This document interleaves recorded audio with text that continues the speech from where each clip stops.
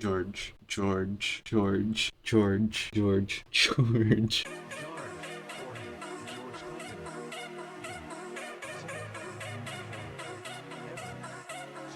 You come back again. You can convene and make it forever. Music has this ability to make like someone remember,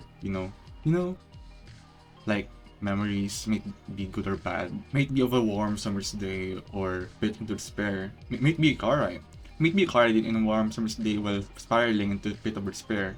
Memories are imbued with emotions, and emotions are very complicated. I suppose I could introduce you an artist that's great at putting nostalgia into music. Enter George Clinton. George Clanton. George Clanton, if I recall, is from Virginia, the Mothman state. His discography before he used like his actual name goes far back to '07. With the album Further from Kids Garden, which George was the frontman. I highly recommend Kids Garden's Don't Call Me Yours if you're into shoegaze. He then made Mirror Kisses, a project that sounds like 80s synth pop akin to YMO combined with Jimmy Choo Choo's vocals. The synth pop thing then evolved / crossed itself into Esprit Fantasy. Esprit Fantasy should be its own video due to its influence in Vaporwave. Did I say Vaporwave? Vaporwave, as an unironic form of music, highly revolves into the usage of samples and pastiches of 80s to early 2000s soft jazz, R&B, video game music in order to evoke nostalgia into its sound. George Clanton then used Esprit Fantasy as some sort of playground of shiny, echoey instrumentals, just kind of practices nostalgic wizardry. These albums are great, by the way. George then used his own name to make music in the album 100% Electronica. It's a masterclass in evoking the sound of just sunset paintings from a resort you visited from some tropical country when you were a kid and shit. Its sequel, the aptly titled 200% Electronica, was released in both Esprit and the George Clanton names, where it uses some of the songs from the preceding album and makes them into some sort of synthwave thing. Something wave-a-majig, ambient chimera that just built one of these songs while at the same time sounding very unique and very Esprit. 200% Electronic was then followed by these albums.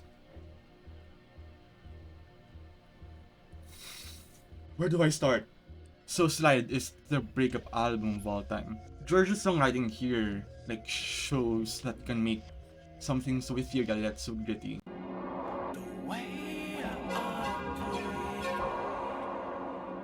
Something so screamy yet introverted.